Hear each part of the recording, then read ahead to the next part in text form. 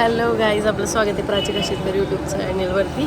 तर तुम्हाला मी म्हटल्याप्रमाणे मी आलेली आहे जगन्नाथपुरीला आणि इथला आजचा फर्स्ट ब्लॉग आहे माझा. येताना प्रवासातला ब्लॉग वगैरे काढलेला आहे. बघू आता आम्ही कुठे कुठे फिरतोय ते सगळं मी तुम्हाला दाखवण्याचा प्रयत्न करते. तर ब्लॉग नक्की कंटिन्यू करा. थँक्यू. गाईज इथं मस्त नाश्ता बनवत आहेत, नाश्त्याची तयारी चालू आहे आणि सगळे एक एक एक एक लोक येऊन नाश्ता करतात. आमचा नाश्ता झालेला आहे, आम्ही जाणार आहे दर्शनाला.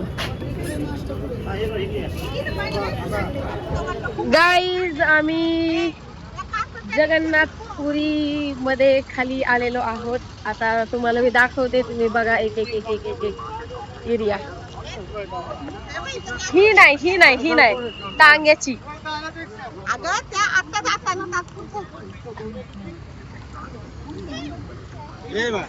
सॉरी. तर मंदिराच्या ट्रस्टनी इथल्या लोकांनी फ्री रिक्षा ठेवलेली आहे, तर आम्ही त्या रिक्षेमध्ये चाललेलो आहे. ॲक्च्युली अशी भरपूर अशा लोकांची, म्हणजे 1 2 3 4 सीट आहेत, त्यावर डबल असे बसायचं 6 लोकांचं.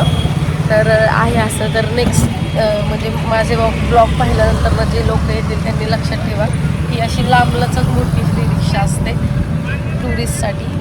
तिथपर्यंत आपल्याला फ्रीमध्ये नेते.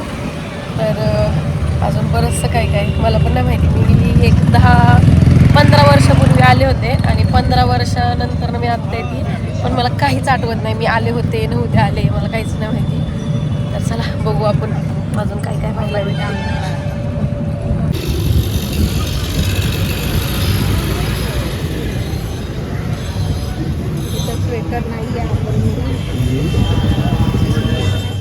जगन्नाथपुरी मंदिर.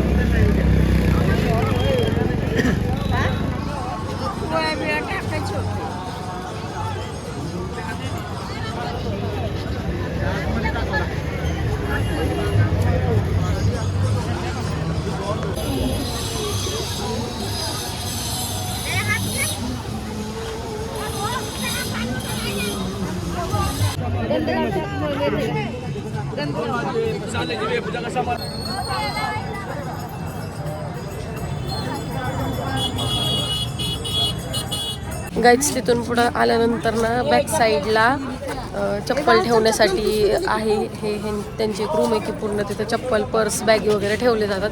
तर आता आम्ही ठेवतोय. मला आतमध्ये मोबाईल घेऊन जाता येणार नाही आहे, कारण की इथं मोबाईल अलाउड नाही आहे आणि जरी नेला तरी फाईन आहे. सो मी आतमध्ये नाही मोबाईल नेऊ शकत, पण तिथून पुढे आल्यानंतर ना मग मी ब्लॉग कंटिन्यू करेन.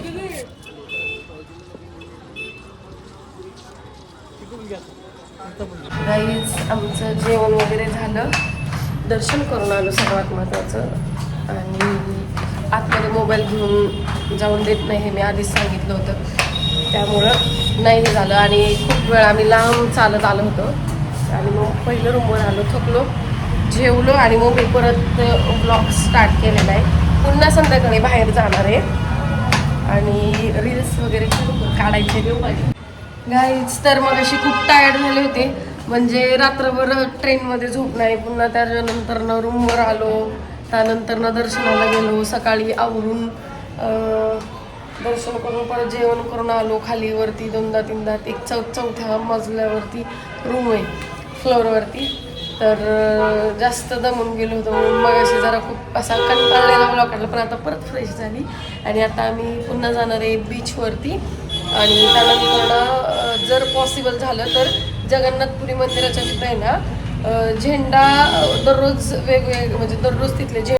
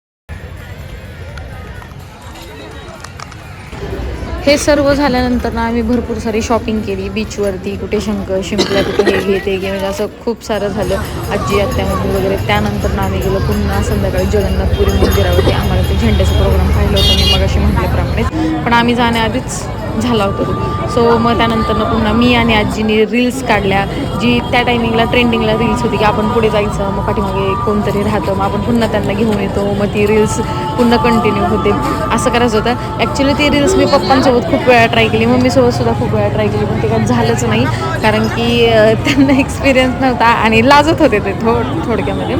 तर मग आजीने खूप छान केलं, म्हणजे तिने इतकं छान रील्सला व्हिडिओला भारी सपोर्ट केला ना. मग मला कुठे जायचं असेल तरी ती मला सांगायची इथे जा, इथे कर, हे छान आहे, ते छान आहे. त्यामुळे आमच्या दोघींचे रील्स पण खूप छान आले आणि माझे व्लॉग्ससुद्धा खूप छान आले. ते झाल्यानंतर नेहमीप्रमाणे बाहेर गेल्यानंतर बनारसला वगैरे प्रत्येकाला रिक्षा टांग्यात बसायला आवडतं, तर मी पण बसले होते. मी फोटोशूट केलं त्या काकांना, असं फार लांब नाही, पण म्हटलं 2-3 राऊंड मला तिथल्या तिथं मारून आणावं. आणि तिथं आधी पण मी करत होते, पण शूट काढणारं कोणच नव्हतं, नाहीतर शूट करणारं कोण असेल तर मेकअप नव्हता. सो त्यामुळे मग मला ते पॉसिबलच होत नव्हतं. पण स्पेशली त्या दिवशी संध्याकाळी मी थांबून सगळेजण घरून निघाले होते, त्यांना मी शूट करायला लावलं आणि टांग्यामध्ये बसले. मी ह्या आधीसुद्धा जगन्नाथपुरीला गेले होते, पण तेव्हा मी खूप लहान होते, आणि जेव्हा मी काशीला गेले होते तेव्हा मी बसले होते ह्या टांग्यामध्ये. पण त्यानंतर आत्ताच गेले होते डिरेक्टली 11 ते 12 वर्षानंतर जगन्नाथपुरीमध्ये. तर पहिलं मला काय आठवतच नाही मी गेले होते की नव्हते गेले, काही मला माहीत नाही. पण ह्या वेळेस गेलेले तर ती हाऊस पूर्णच करून आले ऑब्व्हियसली. तर तुम्ही माझ्या इन्स्टा पेजला तर फोटो टाकलेलेच आहेत, आणि इथे आहे हे व्हिडिओ ब्लॉग. तर तुम्ही हा ब्लॉग कसा वाटला हे मला नक्की सांगा. आता काही फार नाही, थोडाच ब्लॉग राहिलेला आहे, एकदम लास्ट एवढं पाहिलं तर अजून थोडंसं पुढचं पण पाहून घ्या. थँक्यू.